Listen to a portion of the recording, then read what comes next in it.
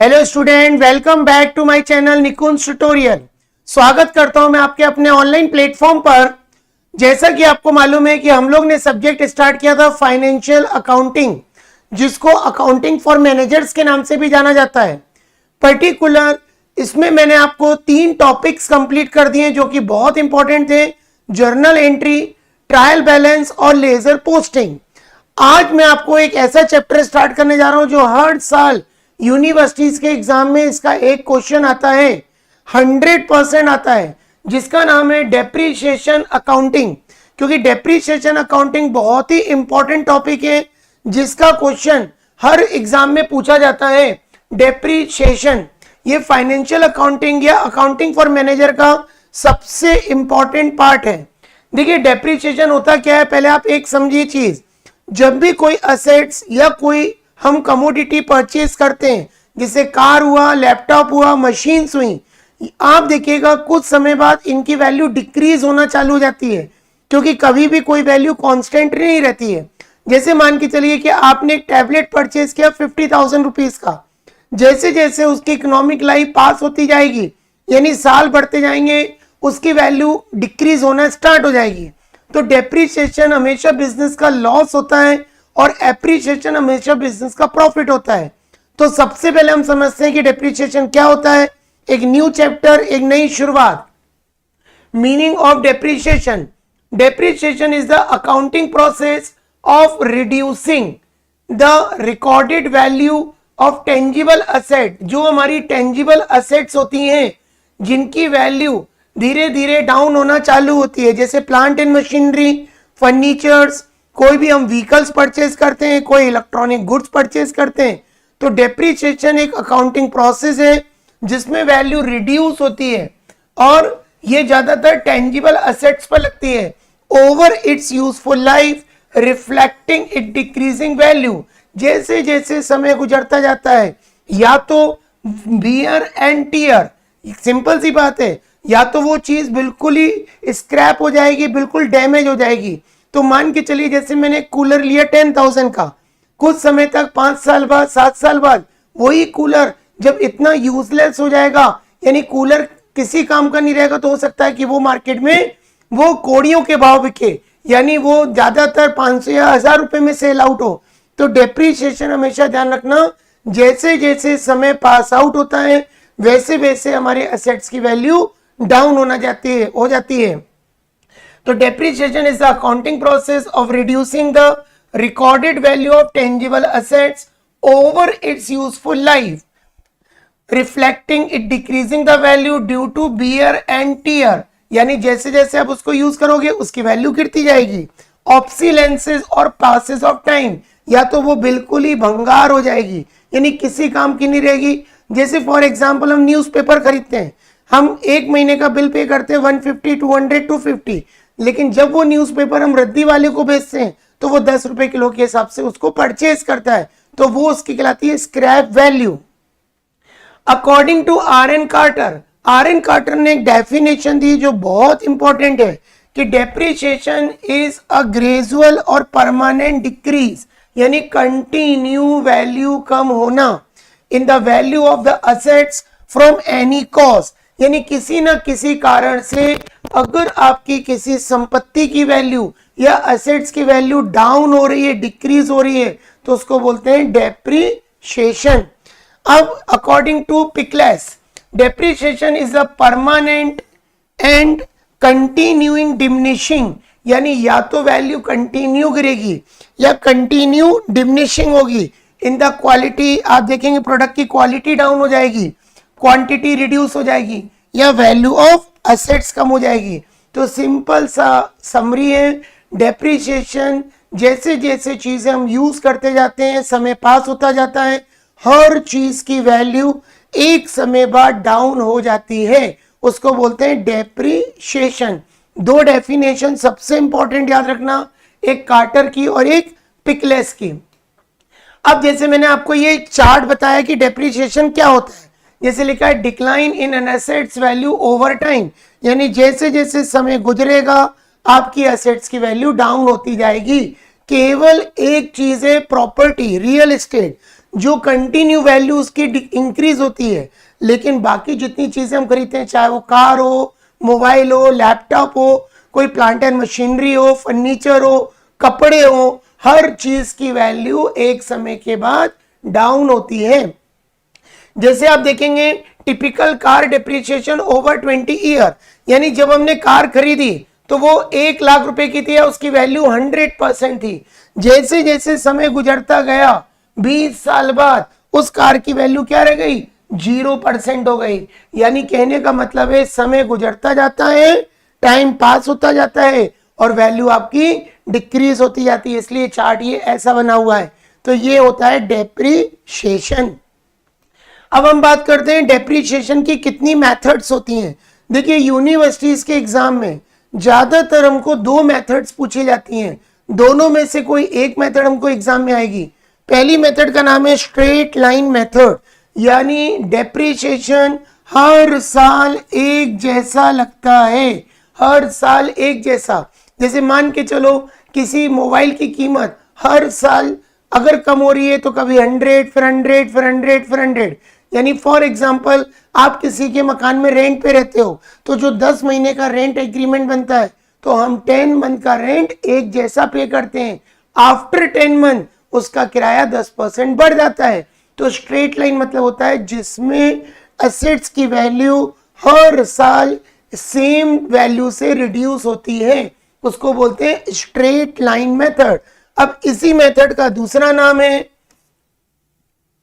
Fix installment method, इसी का तीसरा नाम है ओरिजिनल कॉस्ट मेथड। इसके 3 नाम होते हैं, एक होता है फिक्स इंस्टॉलमेंट मेथड, एक होता है original cost method. Straight line method के 2 नाम और हैं, ध्यान रखिएगा। एक होता है फिक्स इंस्टॉलमेंट मेथड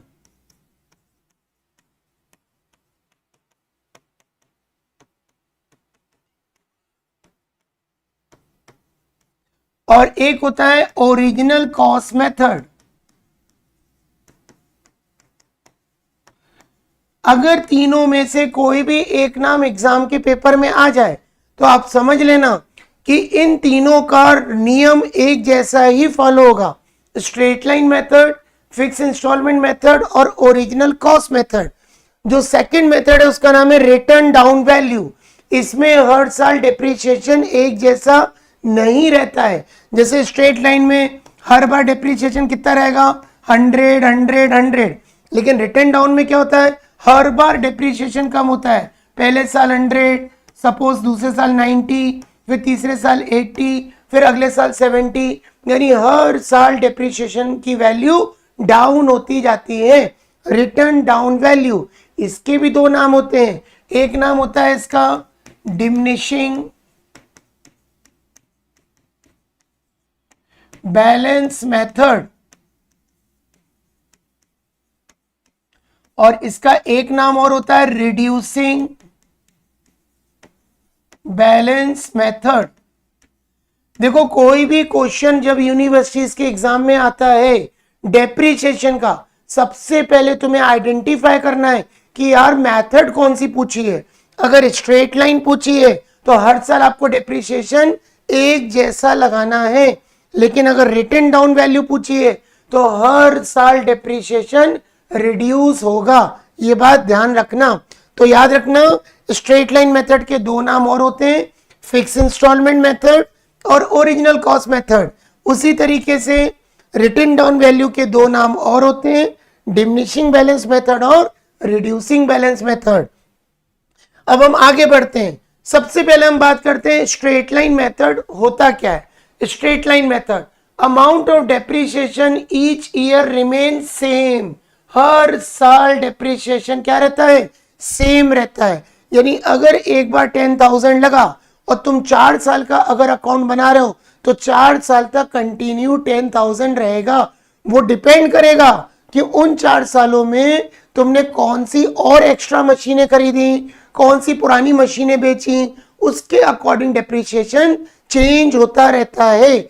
लेकिन जो तुम फर्स्ट ईयर में मशीन खरीदते हो उसका डेप्रिसिएशन हर साल सेम रहेगा।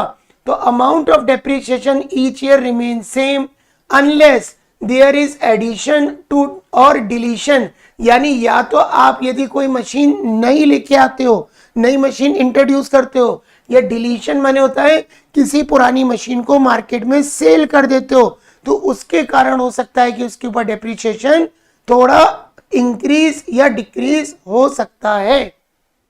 From the asset the amount of depreciation is uniform every year, ये वर्ड याद रखना, यूनिफॉर्म, हर साल डेप्रिसिएशन एक जैसा रहता है। अब क्या होता है कि जब हम एग्जाम में कोई क्वेश्चन करते हैं तो हमें एक डेप्रिसिएशन की रेट देते हैं 10%, 15%, 20%, 5%, लेकिन अगर एग्जाम में डेप्रिसिएशन की रेट गिवन नहीं है स्ट्रेट लाइन मेथड में, तो आपको डेप्रिसिएशन का एक फॉर्मूला लिखना है। डेप्रिसिएशन पर ईयर फॉर्मूला क्या लगेगा, कॉस्ट ऑफ असेट, आपने वो असेट कितने की खरीदी, माइनस साल्वेज वैल्यू, यानी एट द एंड 5 साल बाद 10 साल बाद वो मशीन कितने की बिकेगी, उसको बोलते हैं salvage value, upon useful life of assets, यानी उस असेट्स की लाइफ कितनी है, कि उस असेट की लाइफ 2 साल है कि 5 साल है कि 10 साल है, ये हमको क्वेश्चन में गिवन रहेगा। अब याद रखना साल्वेज वैल्यू के कुछ और नाम होते हैं, जैसे हम लोग इसको स्क्रैप वैल्यू भी बोलते हैं, इसको रेजिडुअल वैल्यू भी बोलते हैं, इसको फैच वैल्यू भी बोलते हैं, इसको ब्रेकअप वैल्यू भी बोलते हैं, और इसको नॉमिनल वैल्यू भी बोलते हैं। यानी साल्वेज के 5 नाम होते हैं, ये बात ध्यान रखना, ठीक है। तो याद रखना स्ट्रेट लाइन मेथड, जो हर साल डेप्रिसिएशन एक जैसा लगता है सेम, उसको बोलते हैं स्ट्रेट लाइन मेथड। ये हो सकता है अगर तुमने कोई नई मशीन ऐड कर ली या तुमने पुरानी मशीन बेच दी तो उसमें डेप्रिसिएशन में कुछ चेंजेस आते हैं, वरना हर साल डेप्रिसिएशन एक जैसा लगेगा।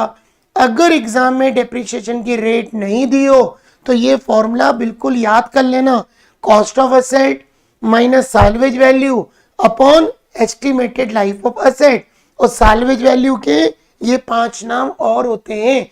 अगर इन 6 में से कोई भी एक नाम आ जाए तुम समझ लेना कि ये हमारा साल्वेज वैल्यू गिवन है।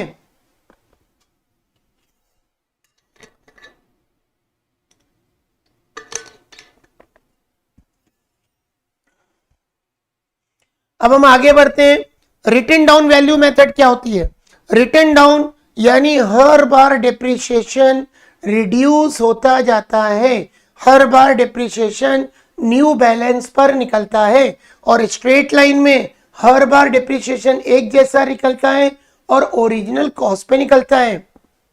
Written down value refers to an assets book value after depreciation calculate by applying fix percentage. इसमें आपको एक फिक्स परसेंटेज दे देते हैं 10% या 15% या 5% of depreciation of asset declining value each year, यानी हर साल आपकी असेट की वैल्यू डिक्लाइन होती है। And its methods where depreciation is charge on reduce balance, वो कह रहे हैं जो डेप्रिसिएशन होता है वो हमेशा रिड्यूस बैलेंस ऑफ असेट्स पर कैलकुलेट होता है, ये बात ध्यान रखना। रिटन डाउन वैल्यू हमेशा बैलेंसिंग फिगर पे निकलता है, हर साल चेंज होता रहता है, एक जैसा नहीं रहता। अब मान के चलो अगर आपको रिटन डाउन वैल्यू में भी रेट ऑफ डेप्रिसिएशन मिसिंग है तो फिर आपको कैसे निकालना, तो ये फॉर्मूला याद रखना है। रेट का फॉर्मूला होता है 1 माइनस एन, एन मतलब कितने साल के लिए वो मशीन खरीदी, अपॉन अंडर रूट, ये लिखा है अंडर रूट एस अपॉन सी। तो देखो यहां पर एन का मतलब होता है नंबर ऑफ ईयर्स, एस का मतलब होता है साल्वेज वैल्यू, और सी का मतलब होता है कॉस्ट ऑफ असेट्स, यानी उस मशीन की एसेट्स कितनी है, ये वर्ड ध्यान रखना। तो अगर रिटन डाउन वैल्यू में रेट मिसिंग है तो हमको ये वाला फॉर्मूला लगाना है, 1 minus N under root S upon C into 100। लेकिन अगर फिक्स इंस्टॉलमेंट मेथड में या स्ट्रेट लाइन मेथड में हमको डेप्रिसिएशन की रेट नहीं दी है तो हमको फॉर्मूला याद रखना है, cost of asset minus salvage value upon estimated life. अब एग्जाम में कभी कभी एक थ्योरी का क्वेश्चन आ जाता है कि स्ट्रेट लाइन मेथड और रिटन डाउन वैल्यू मेथड में क्या डिफरेंस होता है, तो एसएलएम और रिटन डाउन वैल्यू। तो पहला डिफरेंस लिखा है कि depreciation is calculated on the original cost. Depreciation हमेशा ओरिजिनल कॉस्ट पे निकलता है फिक्स असेट की, और इसमें depreciation is calculated on WDV यानी रिटन डाउन वैल्यू पे निकलता है। इसमें डेप्रिसिएशन हमेशा ओरिजिनल कॉस्ट पे निकलता है और इसमें डेप्रिसिएशन हमेशा रिटन डाउन वैल्यू पर कैलकुलेट होता है। दूसरा point, the amount of depreciation remains same. वो कह रहा हर साल डेप्रिसिएशन क्या रहता है, सेम फॉर ऑल ईयर, यानी जितने भी ईयर हैं सब में डेप्रिसिएशन सेम रहेगा। The amount of depreciation reduces year after year. जैसे जैसे समय गुजरता जाता है आपकी डेप्रिसिएशन की वैल्यू डाउन होना चालू हो जाती है। The balances in assets account will be zero. एक समय आता है कि असेट की वैल्यू क्या हो जाती है, जीरो हो जाती है। जैसे मान के चलो आपने ₹1,00,000 की मशीन खरीदी और उसकी एस्टिमेटेड लाइफ है 10 ईयर, ठीक है, और डेप्रिसिएशन हर बार 10,000 निकल रहा है, तो 10वें साल में हर साल अगर 10-10 हजार रुपए कम करते जाओगे तो स्ट्रेट लाइन से एक समय ऐसा आएगा कि इसकी वैल्यू जीरो हो जाएगी। लेकिन रिटन डाउन वैल्यू में the balance is in the asset account will not reduce to zero. इसमें कभी भी वैल्यू जीरो नहीं होती है, ये बात ध्यान रखना। Easy to calculate the rate of depreciation, यानी अगर एग्जाम में डेप्रिसिएशन नहीं दिया है तो उसका बहुत इजी सा एक फॉर्मूला लगा सकते हो, cost of asset minus salvage value upon estimated life. और इसमें क्या लिखा है, difficult to calculate rate of depreciation. इसमें कभी कभी डेप्रिसिएशन की रेट निकालने में डिफिकल्टी होती है। Next point, the combined cost of on account of depreciation and repairs is lower in the initial year and higher in the later year. ये बोला कि जब तुम कोई मशीन में इन्वेस्टमेंट करते हो तो इनिशियल स्टार्टिंग में जो खर्चे होते हैं वो कम होते हैं, लेकिन जैसे जैसे मशीन पुरानी होने लगती है आपको ज़्यादा खर्चे करने पड़ते हैं उस मशीन को मेंटेन करने के लिए, ठीक है, तो उसको बोलते हैं SLM। और इसमें क्या लिखा है, the combined cost of an account depreciation and repair remain मोर और लेस। या तो आपका खर्चा सेम रहेगा या तो आपका खर्चा बढ़ेगा, and equal through out the period, क्योंकि ज्यादातर WDV में जो एक्सपेंसेस होते हैं वो होते स्टार्टिंग में ज्यादा है, समय के अनुसार फिर धीरे धीरे कम भी हो सकते हैं, बढ़ भी सकते हैं। लेकिन स्ट्रेट लाइन में याद रखना जो डेप्रिसिएशन के जो खर्चे होते हैं स्टार्टिंग में तो बहुत कम होते हैं, लेकिन जब मशीन पूरी यूजलेस हो जाती है तो फिर उसमें खर्चे बढ़ना स्टार्ट हो जाते हैं। क्लियर है कि नहीं? तो ये SLM और रिटन डाउन वैल्यू का डिफरेंस है। अगर एग्जाम में तुमसे डेप्रिसिएशन का मीनिंग पूछे तो तुम दो डेफिनेशन देना, RN कार्टर और पिकलेस के अकॉर्डिंग। फिर तुम डेप्रिसिएशन की बताना मेथड्स कितनी है, फिर तुम बताना SLM और WDV में क्या डिफरेंस होता है। आज मैं आपको पहली क्लास के अंदर ये एक डेमो क्लास है जो YouTube चैनल पे पोस्ट कर दी जाएगी, जिसको पर्टिकुलर आप ध्यान से देखें, निकुंज ट्यूटोरियल MBA जैसे आप डालोगे आपको डेप्रिसिएशन की क्लास नंबर 1 डेमो फॉर्म में दिखाई देगी। प्लीज आप चैनल को शेयर करें और सब्सक्राइब करें, क्योंकि सिंपल सी बात है, अगर आपको पूरा चैप्टर पढ़ना है डेप्रिसिएशन का तो पूरा चैप्टर निकुंज ट्यूटोरियल ऐप पर पोस्ट किया गया है, जहां पर आप अपने कोर्स को सिलेक्ट करके मिनिमम प्राइस पर पूरा कोर्स परचेज करके घर बैठे ही तैयारी कर सकते हो। लेकिन अगर आपको ऑफलाइन आना है तो भंवर कुआं सेंटर इंदौर में मॉर्निंग और इवनिंग की बैचेस आप ज्वाइन कर सकते हो, जो आपके अकॉर्डिंग कन्वीनियंट हो। तो आज हम लोग स्टार्ट करते हैं पहला और आखिरी क्वेश्चन क्लास नंबर 1, क्योंकि आने वाली क्लासेस में मैं आपको बहुत इंपॉर्टेंट सम कराने जाऊंगा जो कि बहुत इजी तरीके से कराऊंगा। मैक्सिमम बच्चों को कॉमर्स में दिक्कत आती है, ठीक है, लेकिन मैं आपको सिंपल वे बताऊंगा कैसे सॉल्व करना है। तो चलिए स्टार्ट करते हैं। पहला क्वेश्चन, 1 अप्रैल 2017, 1 अप्रैल 2017 को कंपनी ने फर्नीचर खरीदा 55,000 का, 55,000 रुपए का। Was purchase, it is estimated that life is 10 year. Clear बोल दिया, जो भी कंपनी फर्नीचर खरीदेगी उसकी एस्टिमेटेड लाइफ है 10 साल। Eight the end of which it will be sold, eight the end of which it will be sold 5,000। यानी 10वें साल के अंत में जब ये फर्नीचर तुम 10 साल यूज कर लोगे तो 10th ईयर के एंड में फर्नीचर कितने का बिकेगा? मात्र 5,000 रुपए का। इसको बोलते हैं scrap value, salvage value. Additions, जब भी वर्ड एडिशन लिखा हुआ है तो तुम समझ जाना इसने और फर्नीचर परचेज किए हैं। Additions are made 1 April 2018 and 1 October 2020। यानी 1 अप्रैल 2018 और 1 अक्टूबर 2020 को इसने दो फर्नीचर और खरीदे, 9500 का और 8400 का। और ये लिखा है रेजिडुअल वैल्यू, ठीक है। तो रेजिडुअल को हम स्क्रैप भी बोलते हैं। तो सेकंड मशीन का दिया है 500 और थर्ड का दिया है 400। वो कह रहा है फर्नीचर अकाउंट बना के बताइए। फर्नीचर अकाउंट बनाना है फर्स्ट 4 ईयर का। और डेप्रिसिएशन की मेथड कौन सी लगेगी? Straight line method. अच्छा है, अब थोड़ा सा ध्यान देना, ज्यादातर कंपनियां जो भी डेप्रिसिएशन लगाती हैं वो फाइनेंशियल ईयर में लगाती हैं, यानी 31 मार्च। लेकिन अगर क्वेश्चन में कुछ भी गिवन नहीं हो, क्लियर लिखा है कैलेंडर ईयर, अकाउंटिंग ईयर, तो वो दिसंबर में लगता है। तो मैं आपको कुछ एक रूल बता रहा हूं, ध्यान से समझिएगा। अगर एग्जाम में लिखा हुआ आता है अकाउंटिंग ईयर,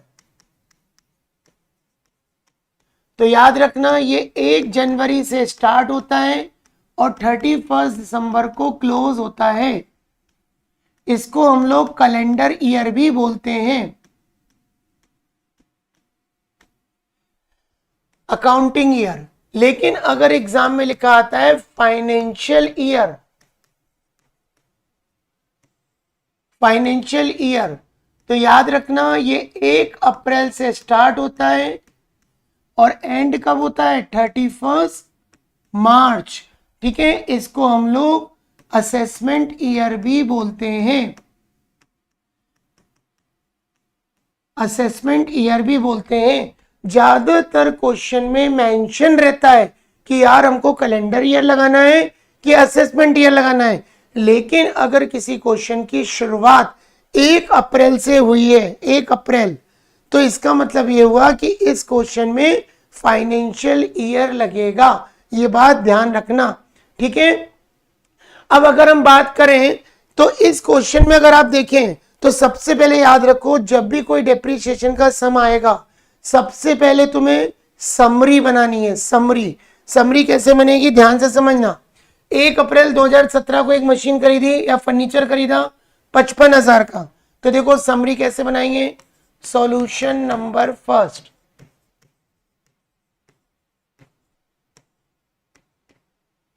एक अप्रैल 2017 को कंपनी एक फर्नीचर परचेज कर रही है जिसका नाम मैं दे देता हूं ए, ₹55,000, ठीक है। इस फर्नीचर की एस्टिमेटेड लाइफ है 10 ईयर्स, 10 साल। और 10 साल बाद ये मशीन कितने में बिकेगी? 5,000 में। तो उसको बोलते हैं स्क्रैप वैल्यू, यानी एट द एंड। तो इसका साल्वेज वैल्यू हमें गिवन है ₹5,000।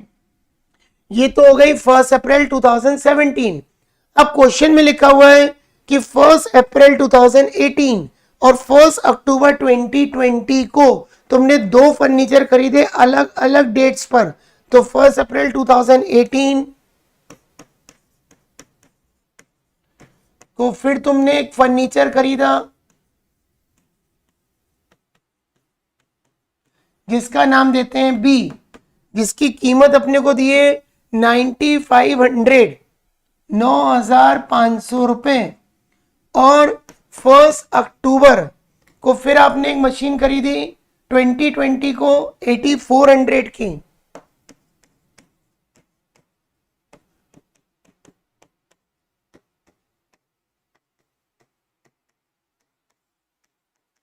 $8400 दो फर्नीचर्स और खरीदे जिनके नाम दे दिए बी और सी।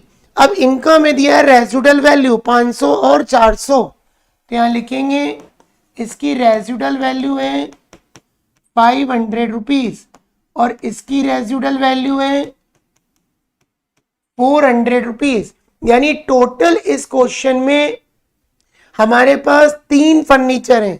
एक फर्नीचर आपने 1 अप्रैल 2017 को खरीदा 55,000 का, जिसकी एस्टिमेटेड लाइफ है 10। एक्चुअली जितने भी हम फर्नीचर खरीद रहे हैं हर डेट्स के अंदर सबकी एस्टिमेटेड लाइफ 10 ईयर्स है। इसकी scrap value at the end 10वें साल ये कितने का बिकेगा? 5,000 का, तो इसको बोलते हैं स्क्रैप वैल्यू। 1 अप्रैल 2018 को फिर हमने एक फर्नीचर खरीदा बी 9500 का, इसकी रेजिडुअल वैल्यू कितनी दी है? 500। फिर 1 अक्टूबर 2020 को फिर एक फर्नीचर खरीदा 8400 का, इसकी रेजिडुअल वैल्यू कितनी दी है? 400 रुपीज। यानी टोटल 3 फर्नीचर है। अब हमको फर्नीचर अकाउंट बनाना है कितने साल के लिए? 4 ईयर, ठीक है। और मेथड कौन सी यूज करना है? Straight line method. ये मेथड का नाम लिखा है स्ट्रेट लाइन मेथड, और क्लियर बोला है कि फर्नीचर अकाउंट बनाओ 4 ईयर्स का। तो अब एक बात तुम ध्यान रखो, अगर क्वेश्चन तुम्हें फाइनेंशियल ईयर के आते हैं तो सबसे पहले तुम सेशंस बना लो। सेशंस मतलब फाइनेंशियल ईयर की वर्किंग नोट लिख लो। फॉर एग्जांपल 1 अप्रैल 2017 को अगर कोई ईयर स्टार्ट होता है 1 अप्रैल 2017, तो ये एंड कब होगा? ये एंड होगा 31 मार्च 2018, ठीक है। क्योंकि देखो अगर क्वेश्चन एग्जाम में दिसंबर के आते हैं 31 दिसंबर को अगर डिप्रिसिएशन लगाना है तो फिर कोई दिक्कत नहीं है, लेकिन अगर क्वेश्चन फाइनेंशियल ईयर का आया तो पहले ऐसे सेशन बना लो। अब नया साल स्टार्ट होगा 1 अप्रैल 2018, एंड कब होगा? 31 मार्च 2019। फिर नया साल स्टार्ट होगा 1 अप्रैल 2019, स्टार्ट होगा 31 मार्च 2020। फिर नया साल स्टार्ट होगा 1 अप्रैल 2020, एंड होगा 31 मार्च 2021। यानी टोटल ये 4 सेशन बनेंगे, क्योंकि हमको फर्नीचर अकाउंट कितने साल का बना के बताना है? 4 ईयर्स का। अब हमें ये देखना है कौन से सेशन में कौन कौन से फर्नीचर आएंगे। जैसे 1 अप्रैल 2017 तो ये यहीं पर आ जाएगा, इसका मतलब यहाँ पर आपने ए खरीदा। 1 अप्रैल 2018 यहाँ पर आपने बी परचेज किया। इसके बाद 1 अक्टूबर 2020 तो ये आएगा 1 अप्रैल 2020 के बाद 1 अक्टूबर 2020, 1 अक्टूबर 2020, 1 अप्रैल 2020 के बाद आएगा। तो इसका मतलब इस साल आपने कुछ भी नहीं किया और इस साल यहाँ पर सी परचेज किया। तो याद रखो डेप्रिसिएशन का कोई सा भी समय सबसे पहले ऐसी समरी बनाना जरूरी है, क्योंकि कब तक हम ये बार बार ये क्वेश्चन पढ़ेंगे तो हम ही कंफ्यूज हो जाएंगे। तो सबसे सिंपल तरीका है कि जब भी डेप्रिसिएशन का समय ऐसी समरी बना लो, ऐसे फाइनेंशियल ईयर बना लो और ये देख लो कौन से फाइनेंशियल ईयर में क्या खरीद रहे हो और क्या बेच रहे हो। दूसरी बात, इस क्वेश्चन में डेप्रिसिएशन की रेट नहीं दी है, तो मैंने तुम्हें बताया था अगर स्ट्रेट लाइन मेथड तुम यूज कर रहे हो और डेप्रिसिएशन की रेट गिवन नहीं है तो आपको डेप्रिसिएशन का फॉर्मूला लिखना है। डेप्रिसिएशन निकालने का फॉर्मूला होता है स्ट्रेट लाइन मेथड में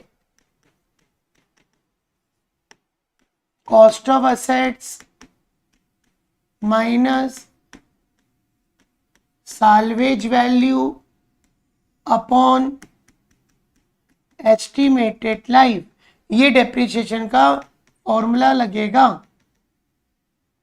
एस्टिमेटेड लाइफ।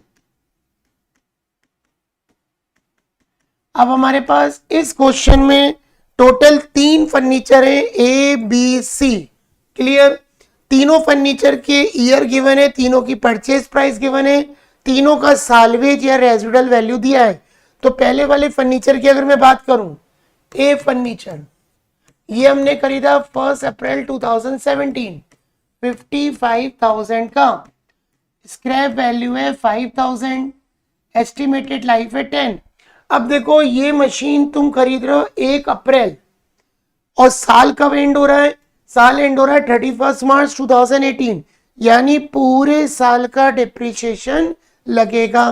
तो इस पे पूरे साल का डिप्रिसिएशन लगाओगे। अब हम बात करते हैं बी मशीन।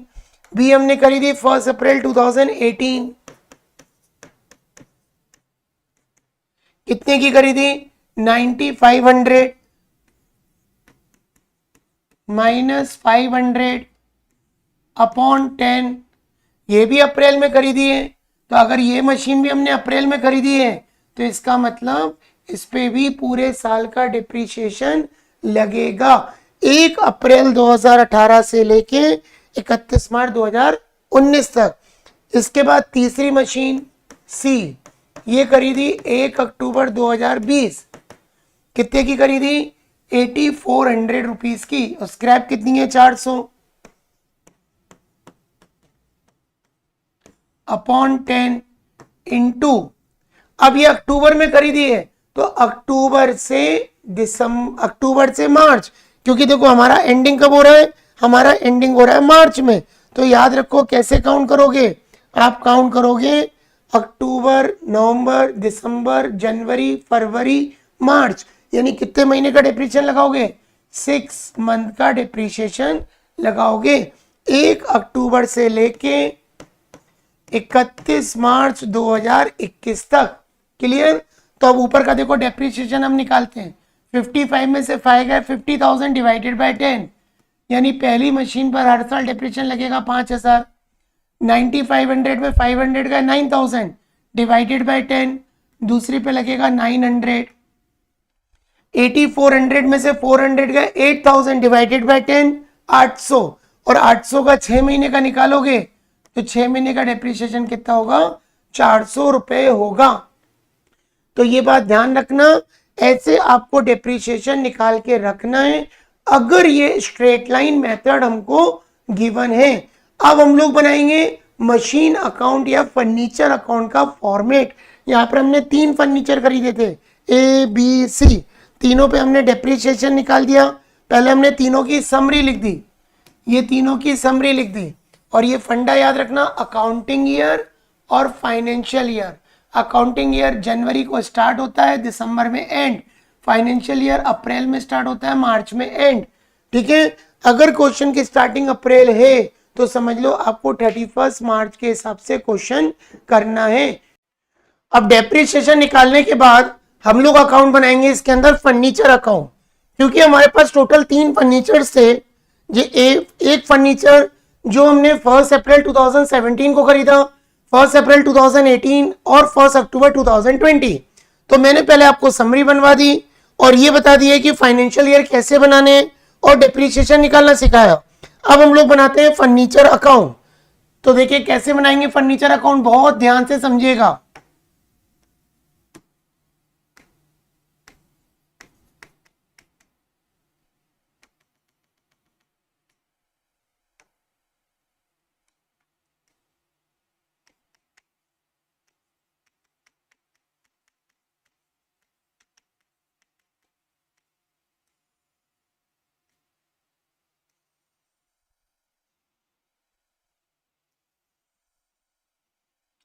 देखिए पर्टिकुलर कोई भी अगर हम लोग डेप्रिसिएशन में किसी भी एसेट अकाउंट को बना रहे हैं, 6 कॉलम बनते हैं, 3 कॉलम डेबिट के होते हैं और 3 कॉलम क्रेडिट के। तो ये मैं बीच में लाइन ड्रॉ कर देता हूं। पहला कॉलम हो जाएगा डेट, फिर हो जाएगा पर्टिकुलर और अमाउंट, फिर डेट, फिर पर्टिकुलर एंड अमाउंट। तो पहले कॉलम में लिखेंगे डेट, सेकंड कॉलम होगा पर्टिकुलर, थर्ड कॉलम होगा अमाउंट, फिर लिखेंगे डेट, पर्टिकुलर्स एंड अमाउंट, ये कॉलम है क्रेडिट साइड जहां हम लोग बाय से लिखते हैं, ध्यान रखना, और ये है डेबिट साइड जहां पर हम लोग टू से लिखते हैं। अब हमने पहला मशीन खरीदा 1 अप्रैल 2017 को, 1 अप्रैल 2017।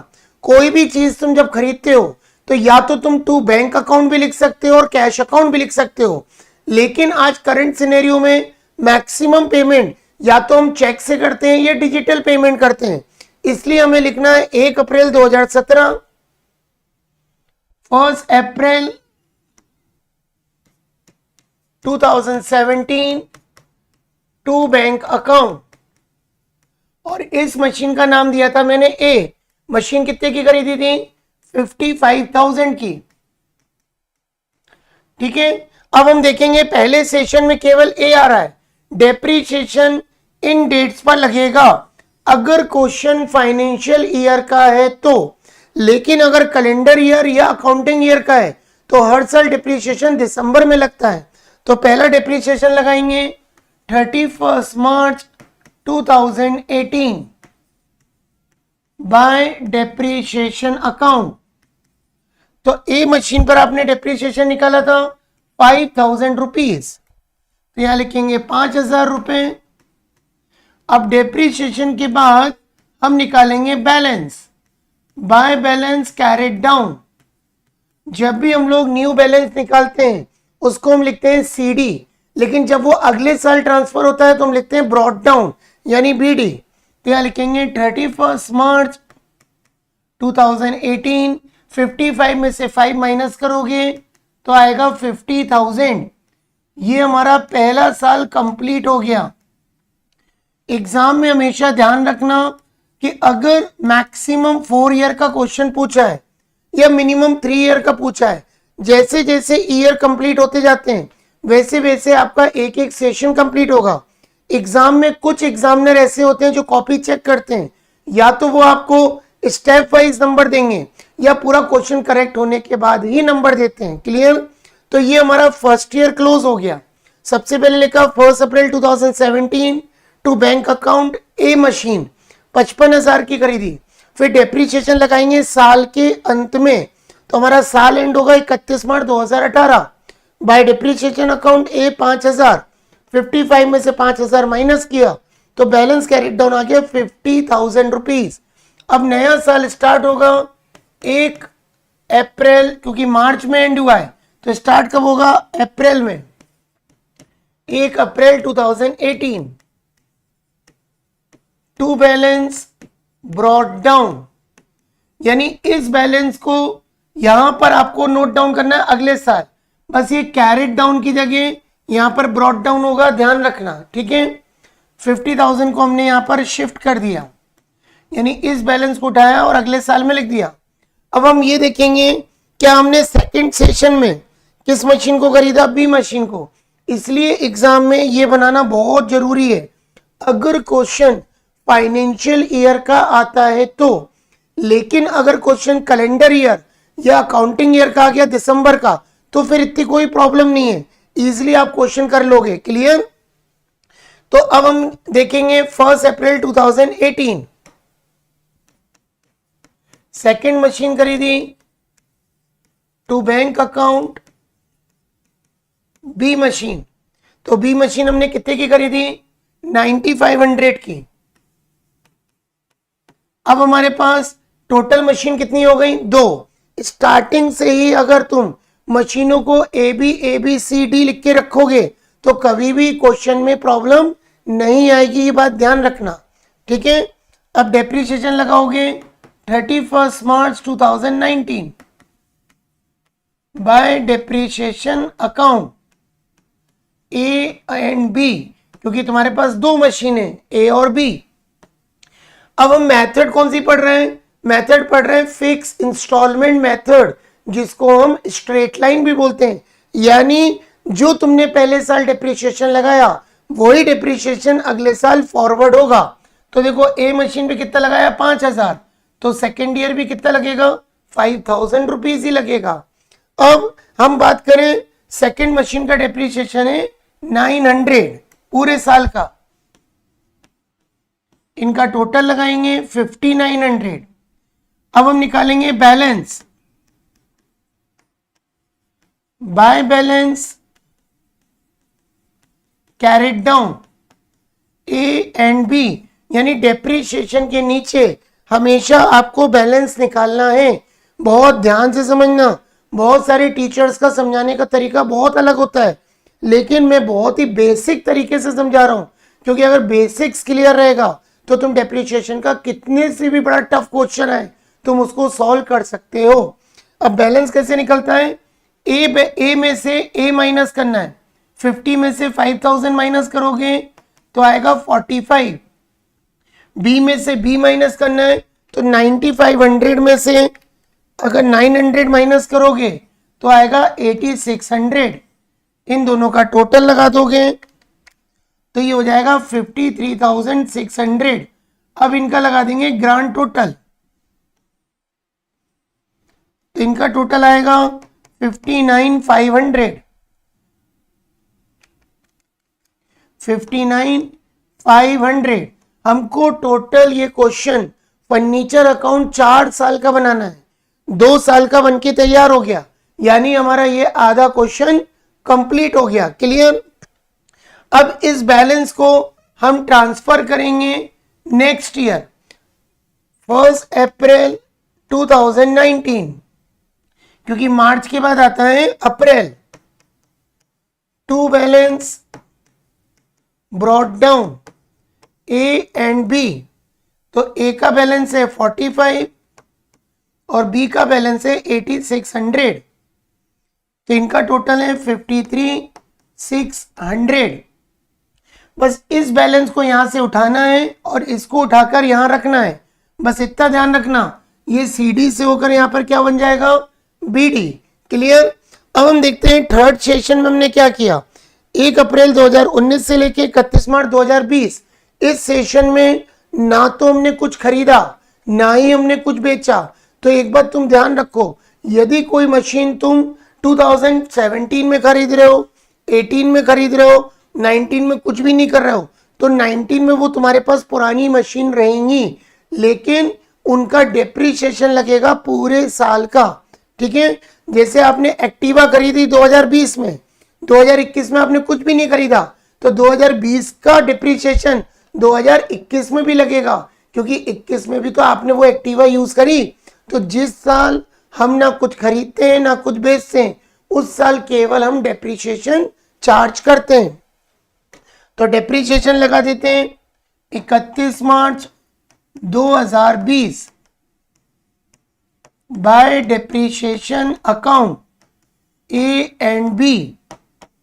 तो आप देखेंगे ए मशीन पर हर साल डिप्रीशिएशन कितना लग रहा है, 5,000 रुपीज। 5,000 तो इस बार भी कितना लगेगा, 5,000 रुपए। अब बी मशीन पे देखो 900 है, तो इस बार भी कितना लगेगा, 900 रुपीज, यानी 5,900। ये बी मशीन ए और बी का डिप्रीशिएशन आ गया। अब इनका हमें निकालना है बैलेंस। तो देखो इनका बैलेंस कैसे निकालेंगे, फॉर्मेट को आगे कंटिन्यू करेंगे। Date particular amount, date particular amount.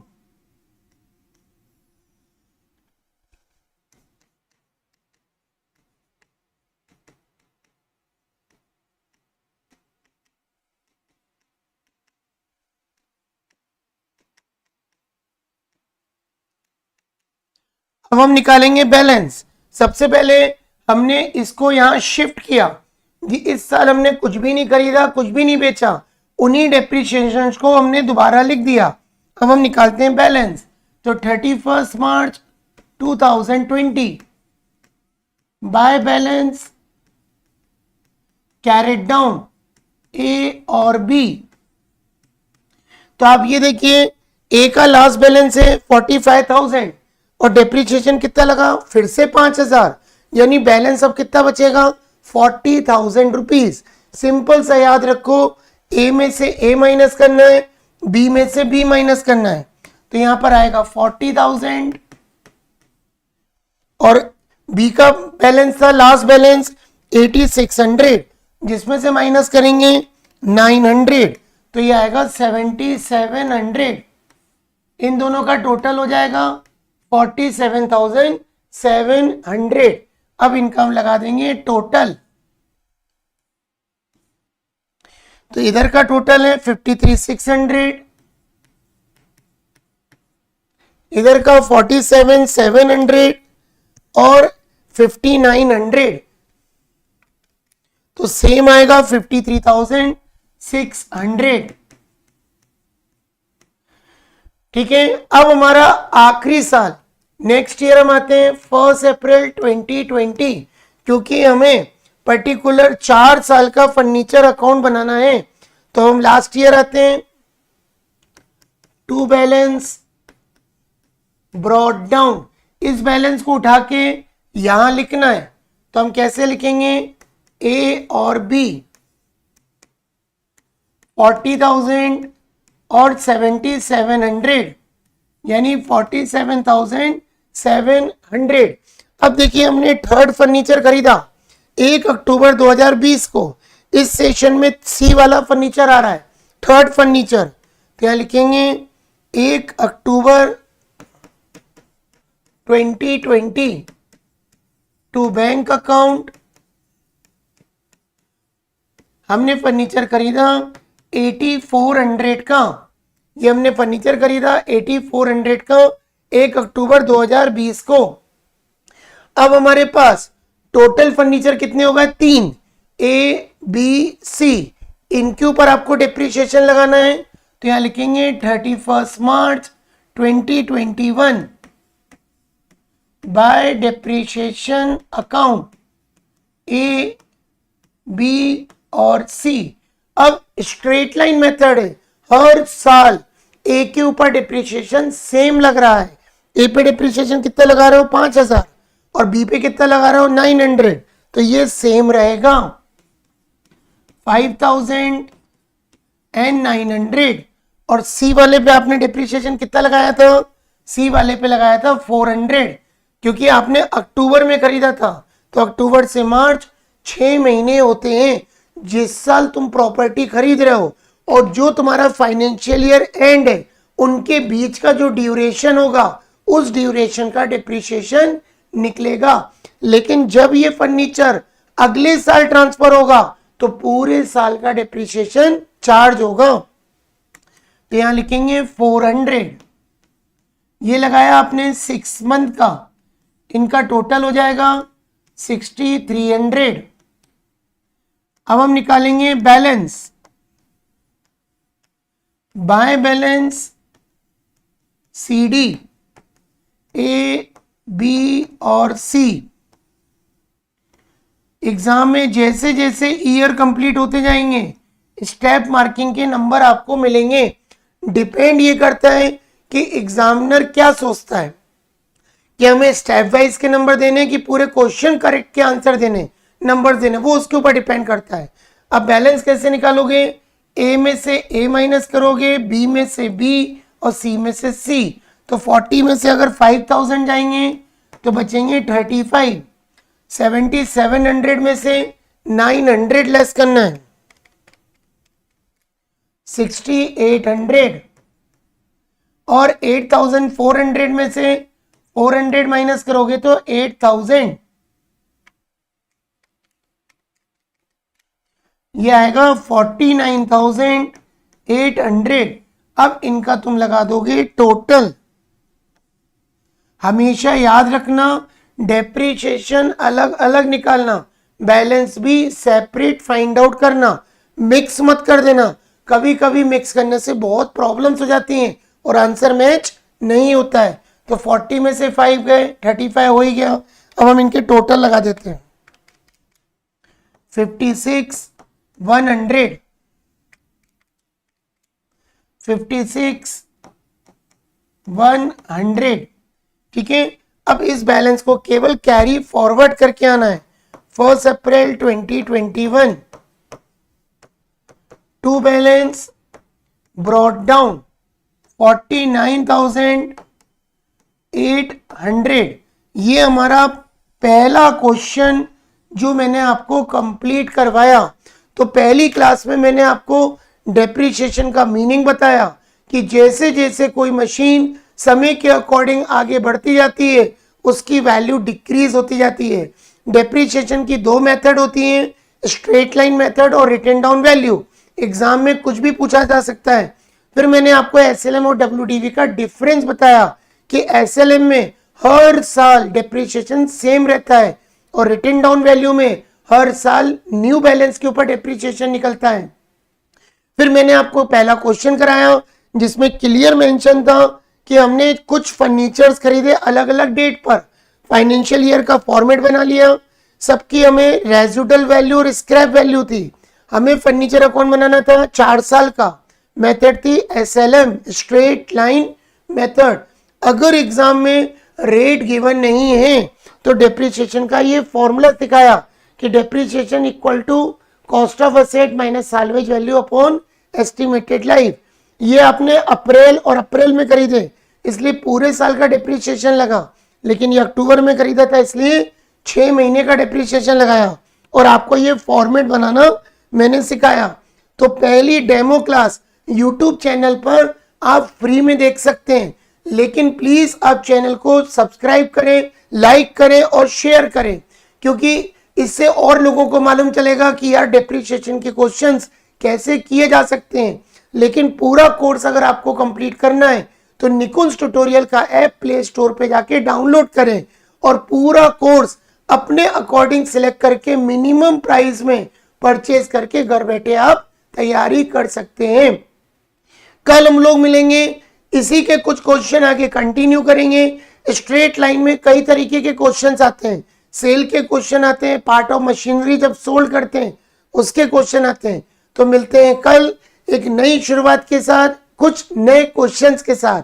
आप लोग अपना बहुत ध्यान रखें। Okay, good day all of you, thank you very much.